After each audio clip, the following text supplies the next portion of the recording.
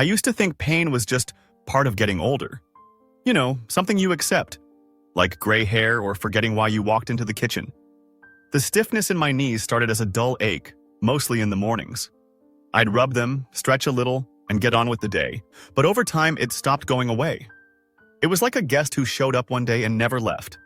At first, I blamed myself. Maybe I didn't walk enough, maybe I walked too much, maybe I should have taken those vitamins my neighbor swore by. I didn't know. I just knew that my knees didn't feel like my knees anymore. Eventually, I went to the doctor. He listened politely, nodded, poked around a little, then handed me a prescription.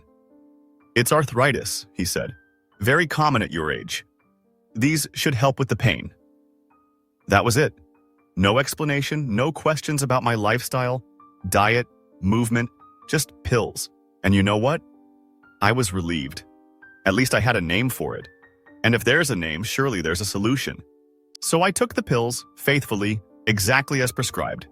And yes, they helped, at first. But after a few weeks, the ache came back. Not as sharp maybe, but heavier, like something sitting inside my joints, waiting. I told the doctor. He nodded again, wrote a new prescription, a different pill, a stronger one. Same story? Months went by, then years. Every visit was the same. More pills, more side effects, less hope. My joints didn't get better, they just got quieter. Until the pills wore off, and then it started all over again. I felt like I was chasing something I could never catch. Pain became the background noise of my life. I began to notice other things too. I was moving less. My legs felt weaker. I needed the handrail for stairs. I stopped gardening. I skipped walks. Not because I was lazy, but because I was tired of hurting. And no one ever told me that less movement would actually make things worse. I thought I was treating the problem, but in truth, I was just turning the volume down. No one explained that these pills weren't healing anything. That they were designed to manage the pain, not fix what was causing it. No one told me that masking the pain while continuing to lose strength would only lead to more problems. Looking back, I wish someone had told me the truth sooner. That pain isn't just something to hide. It's something to understand.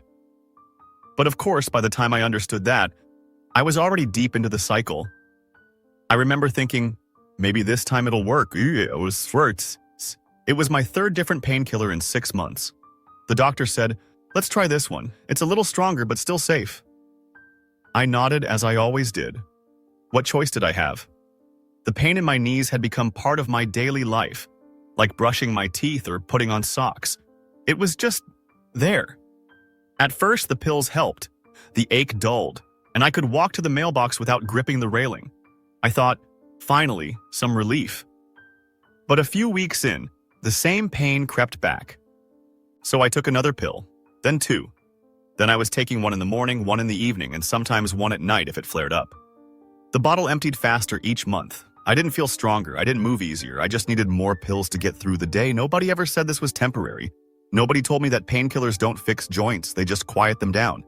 Like putting a towel over a smoke alarm instead of checking for fire. And the strangest part? The more I used them, the more stiff my joints became.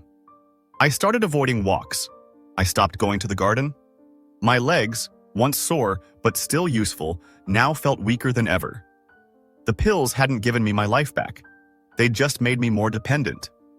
One day, I forgot to take my morning dose. By noon, the pain was sharp again, but there was something else. I felt cloudy, tired, like my head was full of fog. That's when it hit me. I wasn't just relying on these pills for pain. I was relying on them to function.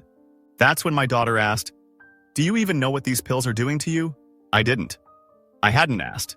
I trusted the white coat, the clipboard, the pharmacy bag. So we sat down and read. And what we found shocked me. These drugs weren't rebuilding anything. They weren't even stopping the damage. All they did was turn off the signal. Meanwhile, the real problems, swelling, joint wear, muscle loss, kept getting worse. That was the day I decided to stop living in the cycle. That was the day I chose to start over. I won't pretend it was easy. Stopping the pills didn't happen overnight. I didn't throw the bottles away dramatically like in the movies. I tapered off slowly, under my doctor's supervision. Though, truth be told, I had to push him a little. He was hesitant. But you said they were helping, he reminded me. I had to explain gently that I didn't want to just feel better. I wanted to get better. So we talked about options. That's when I heard a phrase I'd never heard before. Functional support. Not pain management, not anti-inflammatories. Just simple, common-sense steps to actually help my joints function again. Not shut them up, help them heal. Turns out my joints weren't just screaming for no reason. They were weak. My muscles had shrunk. The tissues around them were inflamed, but none of that was being addressed. It was like silencing a crying baby without checking why it was crying. The first thing I had to learn was movement. I'd spent years avoiding stairs, long walks, even bending down to pick up my cat. But I didn't realize that by avoiding movement, I was making things worse. My muscles were wasting. My balance was slipping. I wasn't helping my joints by resting, I was abandoning them. So I started small. 10 steps around the kitchen, then 15. I used chairs, walls, whatever was nearby. My legs wobbled. My knees complained. But every day I moved a little more. Next came nourishment. Not just eating healthy, but giving my body what it specifically needed. I always thought food was just about weight, sugar, blood pressure. But joints? No one told me food could affect them too. I found out that some of my favorite snacks, those salty crackers and creamy spreads, were actually making the inflammation worse. And the healthy, low-fat yogurt I ate every morning? It had almost no protein, no collagen, and a bunch of fillers that did nothing for my joints. So I made changes. I added more protein. Not a steak every night, just a boiled egg, some lentils, a scoop of bone broth. I found out about natural sources of collagen and nutrients that support joint health. I even learned the importance of vitamin D and magnesium, things I'd never paid attention to before. Little by little, I started to feel a difference. Not overnight, not dramatic, but real. My joints felt less stiff in the morning. I didn't wince every time I stood up. I could carry the laundry without leaning on the wall. And more than anything, my mind felt clearer. I wasn't walking through fog anymore. That's when I realized I wasn't stuck in pain because I was old. I was stuck in pain because I was misled. I started sharing my story, not because I thought I had all the answers, but because I wished someone had shared theirs with me sooner. At the senior center, I quietly mentioned to a friend that I'd stopped taking my pain meds. Her eyes widened. "You can do that?" she asked, half whispering like it was some kind of secret. Another woman overheard and said she'd been on the same drug for over 5 years. 5 years, without once being asked if she wanted to try something different. Just a refill and a "see you next month." That's when I realized I wasn't the only one caught in this loop. Most of us were.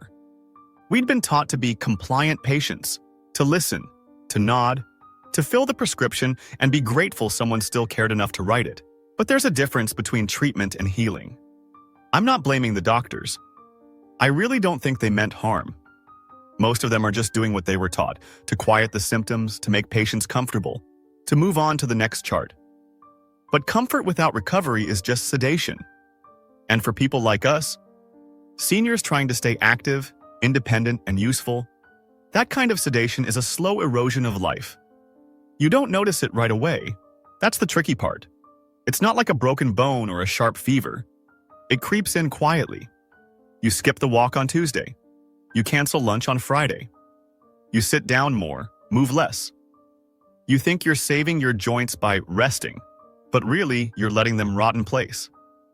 The pain meds aren't evil, but they are incomplete. They can help for a time. They can buy you some space to breathe, to plan your next steps. But that's the part no one tells you. The next steps are still up to you. The medication is a bridge, not a destination. And the longer you stay on the bridge, the harder it is to remember what the other side looked like. If someone had told me that when I was first diagnosed, I think things would have gone differently. I wouldn't have wasted so many years just waiting for the pills to kick in. I would have asked more questions. I would have moved more, even when it hurt. I would have looked beyond the label of arthritis and asked, what else can I do? Because there is more. More than just managing. More than masking. More than coping. There's rebuilding, there's strengthening. There's reclaiming the parts of your body and your life that you thought were gone forever. No one ever offered me that path, so I had to find it myself. It's been almost 2 years since I stopped relying on painkillers. I still have arthritis. That hasn't changed. But how I live with it has changed completely. I move more now than I did in my 50s. I stretch every morning, not perfectly, not like those flexible people on the TV, but enough to remind my joints they still matter. I go for walks, sometimes just around the block, sometimes further. Some days are better than others, but that's life, isn't it? The difference is, now I feel like I'm part of that life again. I don't sit in waiting rooms as often. I don't count pills. I don't wake up dreading how bad my knees will be today. I still have pain, but it doesn't control me. It doesn't define me. It's not the first thing I think about when I open my eyes.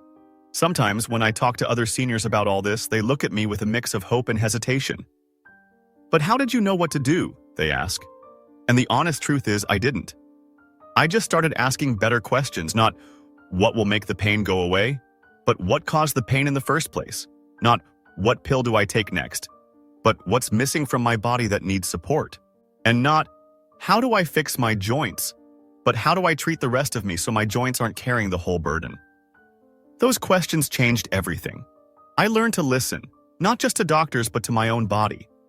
The way it responded when I ate better, when I moved more, when I stopped sitting for hours and started standing up for myself, literally and figuratively.